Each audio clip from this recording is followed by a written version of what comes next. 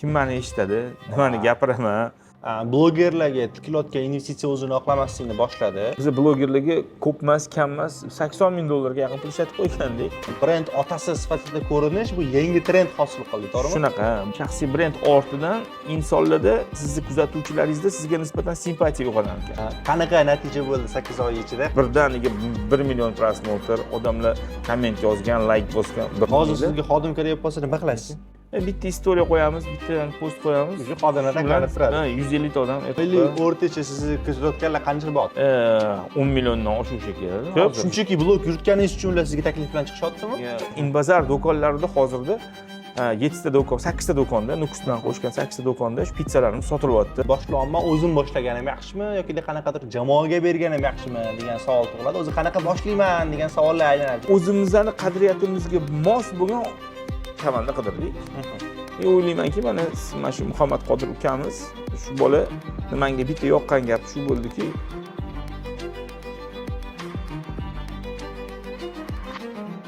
Assalomu alaykum o'rtoqlar. Amerikada 18 yil yashab kelib, O'zbekistonda bizneslarini davom ettirayotgan tadbirkorlar shaxsiy brendlarini yuritishni boshlaganimizga 8 oy bo'ldi. Shu vaqt davomida bir qancha bizneslariga va hayotlariga qiymat qo'sha oldik deb ayta olaman.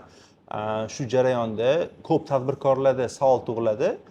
Shaxsiy brend boshlaymikan, boshlamaymikan, boshlasam foydali bo'ladimi, o'zi menga to'g'ri keladimi degan juda ko'p qo'rquvlar, savollar bo'ladi insonlarda, tadbirkorlarda va mutaxassislarda. Shu jarayon aynan Xurshtekada qanaqa bo'lgani, 8 oy ichida qanaqa transformatsiya bo'lganini Xurshtekdan hozir eshitamiz. Assalomu alaykum Xurshtek. Assalomu alaykum. Xo'p, ish boshlaganimizga, xudo xolisa mana 8 oy bo'libdi. 1 yillik shartnoma qilganmiz siz bilan. To'g'ri. Xo'p, shu jarayonda boshlanish qanaqa bo'ldi? Sizda qanaqa qo'rquvlar bo'ldi? Amerikadan kelganingizdan keyin nimaga aynan biz jamoamiz tanladingiz? Shular bo'yicha aytib bersangiz, qanaqa maqsadlaringiz bo'lgan boshida o'zi? Bu kelish oson bo'lmadi.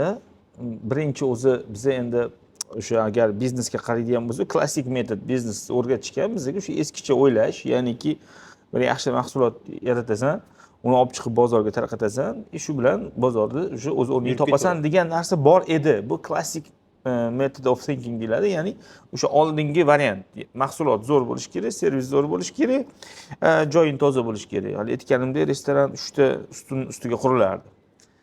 Lekin hozir zamon o'zgarib, ayniqsa hamma bilgan Coviddan keyin bozor boshqachalar bo'lib qoldi. Insonlarni o'ziga qaratish, ya'ni ularni fikrini, ularni siz o'zingizga qarata olish real hayotdan qaysidir ma'noda virtual dunyoga o'tib qoldi. Ya'niki mana shu ijtimoiy tarmoqlar, Instagram, Telegram, mana shu hamma mana shu hozir trendda bo'lgan sohalarga o'tib qoldi. Keyin biz ham zamon talabi endi o'rgandik, boshqa qildikda ishimizni boshlash jarayonida boshida shu blogerlardan, boshqalardan foydalandik. Bu bo'ldi, biznes yurdi, yaxshi natijalarga erishishni boshladik. Lekin qaysidir O'zbekistonda qaytganingizda asosiy biznesga trafik jalb qilish uchun blogerlardan foydalandingiz. Blogerlardan, birinchi boshida asosan blogerlar. Chunki meni hech kim tanimas edi, shaxs sifatida. Endi tanisa ham o'z 20 ta o'rtog'ingiz tam tanish bilishlar. Lekin bir ommada, bir jamiyatda hali bir o'zimizning o'rnimizga yoki bir o'zimizning ovozimizga ega emasdik. Keyin shu bir qaysidir vaqtga kelgandan keyin blogerlar ham yordam bermay qo'ydi. Sababi o'sha platformada, o'sha maydonda saviya tushib ketib qoldi. Blogerlarning o'zida, men xafa bo'lishmasam, lekin shunaqa. Blogerlarning o'zida saviya tushib ketib qoldi. Ularning o'sha aytayotgan gapini o'sha odamlar eshitmay qo'ydi. Va men o'sha qarayman, biznes egalari, katta biznes egalari, hattoki o'sha O'zbekistonning o'sha mustaqilligidan oldin boshlangan biznes va hozirda juda ham katta tepalarda yurgan akalar o'zligiz chiqib o'sha gapirishni boshlashdi. O'zlarini tanitdi. O'zini tanitishni boshlashdi. Ya'ni shaxsiy hayotini, qilayotgan ishligisini, boshqa narsalarni gapira boshlashdi. Katta biznesmenlar nazarda tutyapti.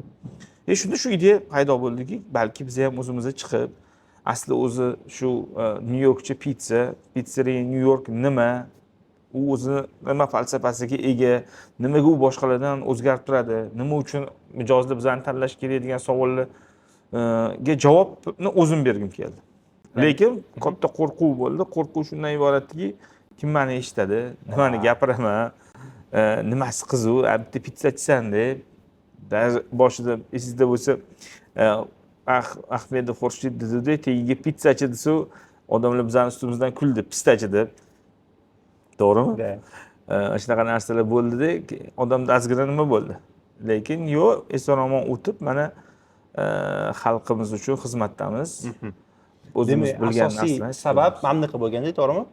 Blogerlarga tikilayotgan investitsiya o'zini oqlamaslikni boshladi. To'ppa-to'g'ri. Shundan keyin brend otasi sifatida ko'rinish bu yangi trend hosil qildi, to'g'rimi? Shunaqa, brend egasi, ya'niki mijozlarning ko'zi oldida, xalq el yurtni oldida o'zbek maqoli bor, oshing halol bo'lsa ko'chada ichgin deydi. Shunaqa narsalarni men o'zimda tushundimki, agar qilayotgan ishimiz yaxshi, ko'rsatayotgan xizmatimiz yaxshi, boshqa nega buni gapirmaslik kerak degan, nega ko'rsatmaslik kerak, bilmagan, ko'rmagan, eshitmagan odam uchun shu narsani tanitmaslik kerak degan narsa tug'ildi. Zo'r. Tomoshabinlarimizda savol tug'iladi. Boshlanma o'zim boshlaganim yaxshimi yoki qanaqadir jamoaga berganim yaxshimi degan savol tug'iladi. O'zi qanaqa boshlayman degan savollar aylanadi. Albatta, buni de paytda уже haligi qaysidir muddatga kelib biz blogerlarga ko'p emas, kam emas, $80,000 ga yaqin pul ishlatib qo'ygandik. Shu pul уже shu mablag' o'zini bir foydasini keltirmagandan keyin o'ylab qolasiz. Ro'yis qaytmadi. Ha, bir marta deb aytadi-yu, sutdan og'zi kuygan odam qatini puflab ichadi. Xuddi shunaqa bolalar bilan mana shunaqa o'sha shaxsiy brend shakllantirish bo'yicha mutaxassislar bor ekan O'zbekiston bozorida. Har jabhada, har sohadan chiqqan bolalar, talantli.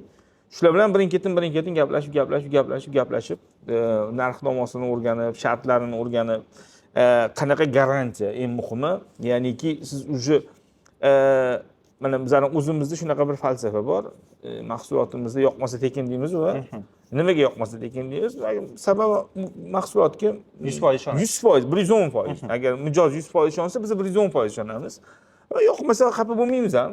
Pulligisini qaytarib beramiz. Xuddi shunaqa o'zimizning qadriyatimizga mos bo'lgan komanda qidirdik. O'ylaymanki, mana shu Muhammad Qodir ukamiz, shu bola menga bitta yoqqan gap shu bo'ldiki, agar dedi 3 oylik biz reja qo'ydik, birinchi reja 3 oylik, o'sha xuddani kulib aytdim bunga, prezidentlar ham inauguratsiyaga 90 kun ishlab beradi, shunaqa deb bo'lgan. Shuni qo'ydik va shu reja bo'yicha agar reja bajarilmasa, to'lanilgan pulni hammasini qaytarib beraman degan qog'ozga bu kamiz qo'l qo'ydi. Ish boshlandi. Alhamdulillah. Biz kutgandan yaxshi natijalar, biz kutgandan yaxshi o'sish, biz kutgandan yaxshi tanilish bo'ldi. Shuni ortidan yaxshi partnyorlarga ega bo'ldik. Biznesimizda yaxshi o'zgarishlar bo'ldi. Qizlarni sirli qismini bilan alohida ochamiz. Menga qiziq bo'layotgani, sizga Toshkentda o'zi bu uslugani ko'rsatadigan insonlar juda ham kam. Sizga qanaqa takliflar tushdi? Bizgacha juda katta nereal takliflar ham bo'lib ketdi deganingiz. Kulguli takliflar keldi. Endi kimligini aytolmaymiz, aytmaylik, sababi kerak emas narsa. Lekin taklif o'zi shundan iborat ediki, bir kosmический summa aytilyapti. Osmondagi narxlar. Agar deyilyapti shunaqa natija bo'lmasa, o'sha summani deyilyapti, yarmini mayli men qaytarib beraman deyilyapti. Natijaga erishib bera olmasa. Lekin o'sha summani yarmini o'zi qimmatda. Kulgili-da, rostdan kulgili, endi anaqa qilmaylik, aydalashmaylik. Shunaqa bo'lgandan keyin keyin yana ikkinchi yoqmagan tomoni boshqa takliflarda aytilyaptiki, 3 oygacha deyilyapti, biz ishlaymiz. Agar 3 oyda ishingiz o'xshamasa, haligi yarim pulingizni qaytarib beramiz. Agar o'xshab ketib qolsa va sizning biznesingizda katta o'sish bo'lsa deyilyapti. Ya'ni bugun bizga kelishilgan summa unaqa summa bo'lmaydi endi yog'iga. Sababi sizda daromad oshdimi, demak siz ham bizga to'lovni oshirasiz degan boshqa to'qmoq oshga o'rtadigan narsa-da bu endi. Nima edi, kimni azasi kimga to'y deyishadi. To'ppa-to'g'ri. O'shaning uchun bunaqa variantda ishlab bo'lmaydi, chunki biznesda zo'r qoidasi bor. Sheriklar bilan, mijozlar bilan, вообще o'z biznes emas, insonlarning orasidagi munosabatda win-win degan situatsiya paydo bo'lsa, ya'ni ikki tomon yutadi. Gapdan, so'zdan, labizdan, produktdan, mahsulotdan, xizmat ko'rsatishdan, nima bo'lishidan qat'iy nazar, hattoki oddiy munosabatlarda ham ikki tomon manfaat topa olsa shu narsadan bu munosabatlar davomiy bo'ladi, barakotli bo'ladi va o'zini natijasini ijobiy ko'rsatadi. Zo'r. Yana bir qiziq joylardan biri boshlash jarayoni qanaqa bo'ldi? Birinchi misol uchun qo'rquvlarni yengib, yurak yutib, kamerani qarshiga chiqdingiz. Qanaqa holat bo'ldi shu jarayon haqida aytib bersangiz? Mani odatim bor, mana hozir ham o'tiribmiz. Odam bor joyda gapira olmayman, bilasiz. Birov bitta qarab tursa bo'ldi, shu bilan tiqilib qoladi. Gap keladi, bor gapiradigan gap, lekin mana bitta narsa mana shu ushlab qoladi. Turaverasiz. Keyin haydab yuboraman. Misol uchun ishxonada ham, boshqada ham, oshxonada ham povurlar boshqalar turib qolsa, bor chiqib ketlaring. O'tda mani yengishimga zo'r sabab bo'lgan narsa mana shu ukamiz bitta tryuk qildi. Tryuk nimadan iborat edi desangiz, u keldi, biza dedi, sizni dedi psixologik portretingizni, ya'ni sizni kimligingizni o'rganishim kerak, чтобы sizni ommaga, auditoriyaga O'zbekistonda shu mana shu bozorda sizni to'g'ri yondoshuv bilan tanitishim uchun dedi. Keyin bizga aytildiki, mana bu kamerani qo'yib qo'yaman. Men bilan prosta gaplashib turasiz hozirgi. Hech qanaqa syomka bo'lmaydi, buni olmaymiz hech narsa. Prosta men sizga bir 50 ta savolim bor, 70 ta savolim bor, shu javob beraman, как viktorina. Bilganingizni javob berasiz dedi. Mana o'tirdim, sayr yurdim. Va yozildi, boshqa bir mahal o'sha gaplarning orasida shunaqa bir bilmayman aqlli gaplar chiqib qoldimi yoki odamlarga yoqadigan gap bo'ldimi? O'zidan o'zi videolar chiqyapti. Bitta birdaniga 1 million prosmotr, odamlar komment yozgan, like bosgan, bir xillarda даже boshida o'ylab qolyapsiz, "Неужели men shunaqa aqlli bo'lib ketib qoldimmi?" deb. Rostdan shunaqa narsa bo'ldi menda o'tdi. Lekin bu riyo, bu kibr, bu Alloh asrasin, bu narsadan voz kechishga odam o'zini bir anaqa qilish kerak emas. Chunki biz oddiy sababchimiz, bilganimizni, ko'rganimizni, boshdan kechirganimizni va bizani eshitayotgan, bizani ko'rayotgan, ozgina bo'lsa ham shu bizga nima deydi, vнимание qilayotgan o'sha auditoriyaga, kuzatuvchilarimizga faqat manfaatli bo'lishini xohlaymiz. Juda ham bu xolis xizmat. Hech qanaqa pul yo'q, biz reklama bilan shug'ullanmaymiz yoki biz birovdan bir narsa olib, bir narsasini maqtamaymiz. Bori shu. Zo'r. Demak, bizni kuzatayotgan tomoshabinlarda ham qanaqa xulosa qilsa bo'ladimi? Ya'ni shaxsiy brend qurish uchun Elon Musk bo'lish shart emas. Yo'q. Tam aqlli Murod aka bo'lish shart emas. Yo'q. Endi aqlli deb maqayyu, lekin yo'q. Bu yerda bilasizmi, shaxsiy brendni qurishdan asosiy manfaat va maqsadni men nimani tushundim? Mahsulotda bor-ku, mana siz yaratgan mahsulot sizdan boshqa kim zo'r reklama qilib bera oladi? Nima deysiz? O'zingiz. Kim o'sha narsaga jonini berib, o'shanga asos solib, o'sha narsani yaratib, uni tepasida boshini qotirib, uxlamay, o'ylamay va bunaqa qilib, unaqasini qilib ko'rib, bunaqasini qilib ko'rib, mana bu yerda kalta yeb, ana yerda yutqizib, ana yerda yig'ib, ana yerda yo'qotib, yig'ilingan hamma tajribasini, mayli qaqqacha bordi, kim qayergacha bordi. Absolyut zo'r narsa degan narsani o'zi yo'q. Hamma narsa nisbiy bu dunyoda. Balki biz hozir o'zimizni zo'r deymiz, lekin xuddi shu paytda o'zida bizdan chandon zo'r ideyalar, g'oyalar bo'lishi mumkin. Shu uchun o'sha g'oyani egasi, o'sha g'oyani asoschisidan boshqa yana kim bu narsaga jon beradi? Ya'ni jon deganimdagi o'sha energiya bera oladi. Ya'niki uni tirikligini, unga ishonsa bo'lishini ko'rsatib bera oladi. Menimcha faqatgina shu biznes egasiga bu qiziq bo'ladi. Va bu eng to'g'ri, eng xolis va eng ishonchli reklama turi deb bilaman. Zo'r. Bizlarni kuzatayotgan odamlarni ortiqcha kuttirmaylik deb natijalarga o'taylik. Bo'ldi, xo'p. Qanaqa natija bo'ldi 8 oy ichida? Qancha auditoriya yig'ildi? Oilaviy axlatlar qanaqa bo'ldi? O'zi qanaqa, ya'ni qiymatda qanaqa bo'ldi? Nima edi? Faqat yong'oqqa chaqirish qurumi degan savol bo'ladi tadbirkorlarda. Albatta. Boshida 3 oy, 4 oy faqatgina shu reputatsiya, odamlarga o'zingizni tanitish, boshqa narsa. Lekin keyingi provartda nimalar paydo bo'ladiki, sizni jamiyat qabul qila boshlaydi. Sizni jamiyat fikringiz bilan o'rtoqlasha boshlaydi. Siz gapirgan gaplarni boshqa joylarda repost qilinishi, ko'rsatilinishi, ular orqasidan bir qanaqadir fikringizga bir